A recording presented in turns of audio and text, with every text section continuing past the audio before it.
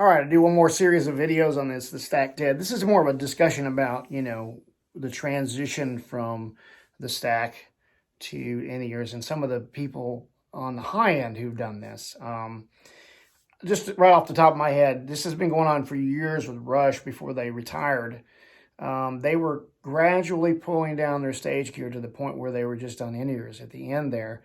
And then you had Neil Sean, who has been back and forth with a combination of things, sometimes a little bit on stage, sometimes, Axe effects and an amp out front or a mix or something like that usually.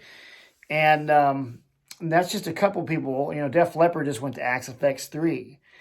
And apparently even the bass player did. So I think that says a lot about what most of that is a logistical, when they move gear, it's harder to ship this anywhere around the world. It's way easier to take a Kemper Profiler or an Axe FX 3 or a Helix or even a Helix Stomp, tiny, right?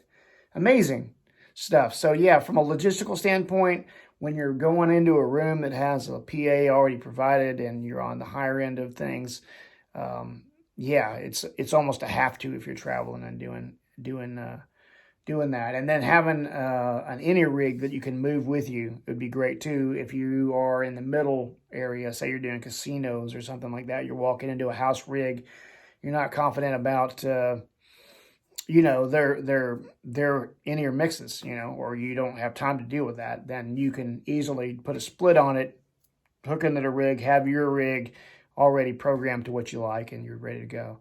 So there are a lot of reasons why people have moved away from this traditional stack. And you got to think about when they did this and why they did this. Remember the story about Pete Townsend? That's really where that all, started.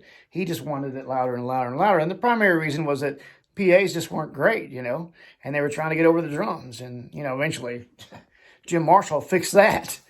No drummer could ever beat the J&P up there. I guarantee it. And put it on 2 and I'll drown the drummer out in 5 seconds. So, I'm sure Townsend had that in his head too. He was going to take care of anybody that challenged him with any kind of volume. So, yeah, this comes from a very brutal past where, it was all about who's louder, and obviously Townsend's hearing, suffered from that too. But we're talking about extremely bad, brutal volume for 30, 40 years, So, yeah, you do have to be careful with your hearing. And I totally know about that with the tinnitus that I have. And in-ears have probably prolonged my career, to be honest. So I do come in here, but I also don't spend an entire day in here. And I limit my exposure to super loud. I might be in here an hour. And that's a lot. That can do some damage. So you have to be careful. But it's all on you. It's what you want to do. And it's your choice whether you want to, put yourself in danger, just like in any other vice you might have that anything you do can have a negative result. So you have to always be conscious of that. But anyway, yeah, there's a lot of reasons why performers have changed and logistical for their ears. For me on in-ears, the spread is great. Like when you have a 412 cabinet behind you, say it's down on the floor and you're not in your face, you get this little beam that comes out behind you. And if you're using one and you're not real loud, you kind of have to find a sweet spot to stand in. So that's something that with in-ears follows you everywhere you go. And so you're not juggling trying to get in the spot where you feel comfortable. And that's a big difference for me anyway with in-ears. So I love that. The repeatability of it with in-ears too. If I use a modeler, instead of miking, say, and then using the ears, I've done both. But using, some sort of rig where you can get a consistent sound every night that's not a mic, there's a lot of different things you can do that with the torpedoes or whatever. You could do those kind of things as well. So whatever is going to give you that is what you really need in your in-ears. And I think Pete Thorne put this in one of his videos. He has this new amp, his PT, I think it's 15 with the IRs in it. That solves that problem. It gives him a consistent direct out, but a real tube head. So he gets the feel of a tube head, and if he needs the sound of it off the stage, he can do that. The Runt does the same thing with its direct out.